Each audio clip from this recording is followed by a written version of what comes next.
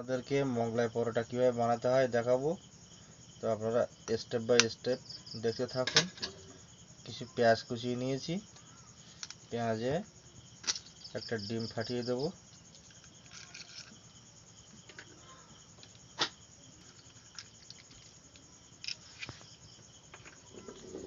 ভালো করে মিশিয়ে নিতে হবে।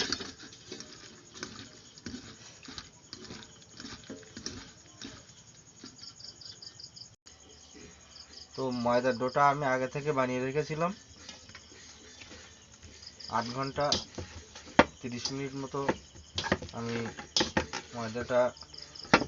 ডোটা আমি ঢেকে রেখেছিলাম। তো একটু হালকা করে তেল দিয়ে ময়দাটা একটু ময়ান দিয়ে নিতে হবে।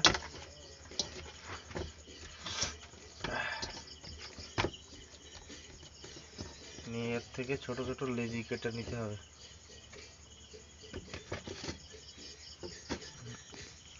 বন্ধুরা, লেচিগুলো কাটা হয়ে গেছে, এইভাবে একটু গোল করে নিচ্ছি।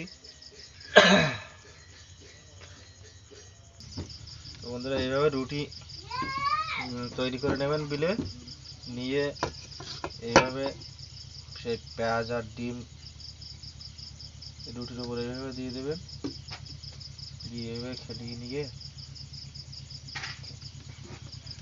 এর উপরে চাপা দিতে হবে, দিয়ে মুখটা আটকে দিয়ে দিতে হবে।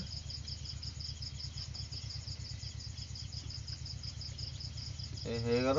এবারে প্যানে দিয়ে দিলাম।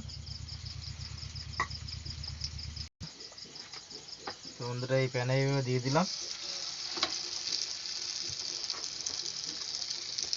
এইভাবে বানিয়ে ভেজে নেবেন।